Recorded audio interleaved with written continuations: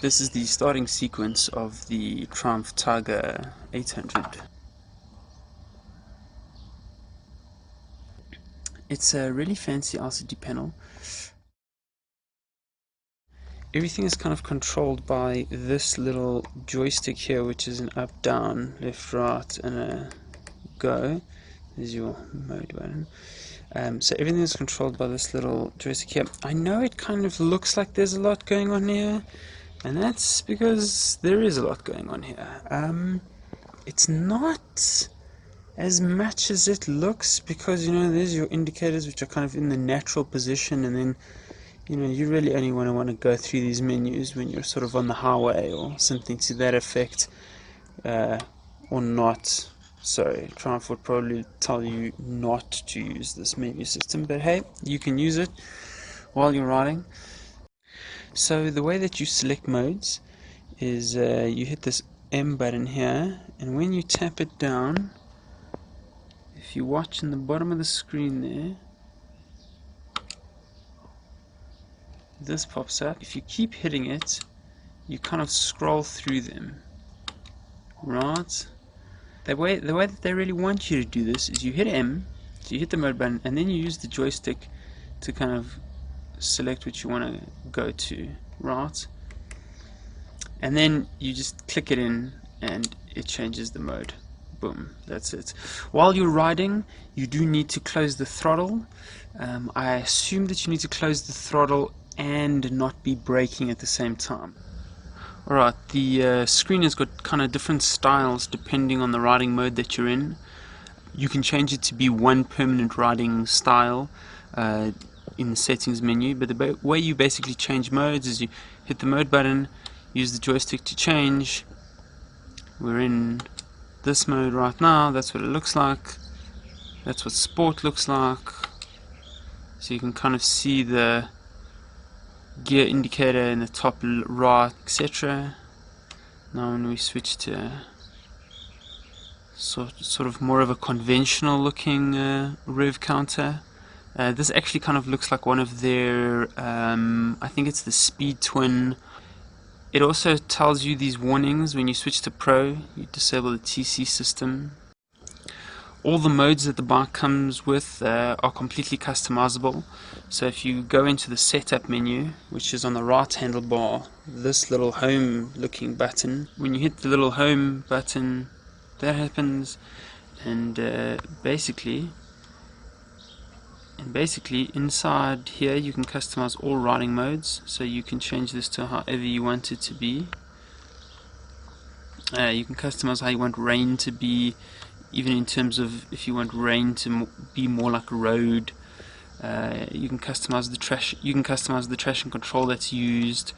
These are all the riding modes as well. So then in the off-road they've got extra stuff like ABS off-road, an off-road mode, a traction control off-road mode, etc, etc. You get the point. And then off-road pro, these are for pros, which has just got the traction control off, and pretty much everything else is just about the same. Okay, so the other things that are inside the setup menu are bike setup. So this is just what you want the indicators to do. I'm not 100% sure what the difference between auto basic and auto advanced is. I can only assume, so I'm not going to. You can also kind of change your general ABS, so this is if you just want it on or off. This is quite nice because I know that there were a lot of complaints in previous years about electronics being added to bikes that you just couldn't disable. And I know in a lot of bikes you have to remove the fuse for the ABS if you do want it off. Yeah, you can switch modes, but you know what, some people, they just want it off. They want it off, and they want it off forever. Also traction control, same kind of story. You can disable it just for everything. This service is really just service information, sort of when is your next service in terms of years, and when is the next service in terms of kilometers. Trip setup is sort of trip 1 and a 2 reset if you want trip 2 displayed. So you can outright just disable trip 2 if you don't actually care about the trip 2 meter, which I do kind of understand because a lot of people, it is kind of pointless. And then your display setup. So the style is basically auto changes with each mode. So each mode kind of has one of these 3 different styles, and then you can change it so that you always want to see style 1, you always want to see style 2, or you always want to see style 3. You can kind of set the brightness of how you want the brightness of the screen to literally be, in terms of, I don't know if you can kind of see that in the video. If you kind of look at this wording, if you look at this little strip on the side here, I'm lowering it now. In real life, this is a lot more prominent. I don't know. Ask your local Triumph dealer to fuck with the brightness for you. And then brightness in the low contrast setting. So this is when the screen is black. So how much how much screen contrast do you want there? So yeah. Then this tray that they have at the bottom, I'll insert a little snippet of that here. It's just kind of what you generally want displayed in there. Yeah, and whether you want contrast enabled or not, because you can disable. So like, let's say you never want to see these 2 settings, which is quite customizable. That kind of means that you can customize quite a lot of it. Language, of course, you can change it to different languages on the fly. Which would be quite funny if I handed it back to Triumph in, like, let's say, Netherlands. That would be pretty funny if I just, gave it back to them like this.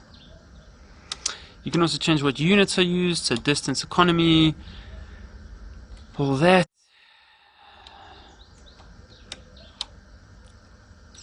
Pressure. With your clock and your date. I'll slide into those just for. You can even change your date format, which I really like. That's really nice. Oh, you can even be American. And then gear shift indicator is probably the coolest feature. So if you've owned a Triumph before, I think a 675R had this feature from very, very early on. But now you can do this yourself. Where would you like the rev counter to start acting like you should change up? 4,000? Yeah, let's put it at 4,000. Boom. And then of course reset everything back to default. And then to exit, you just hit the home button and bam, you're out.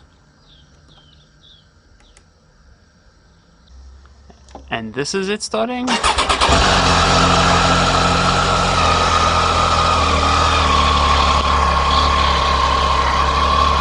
So that gear indicator thing that I was talking about earlier, I did set it at 4,000, and this is what it looks like.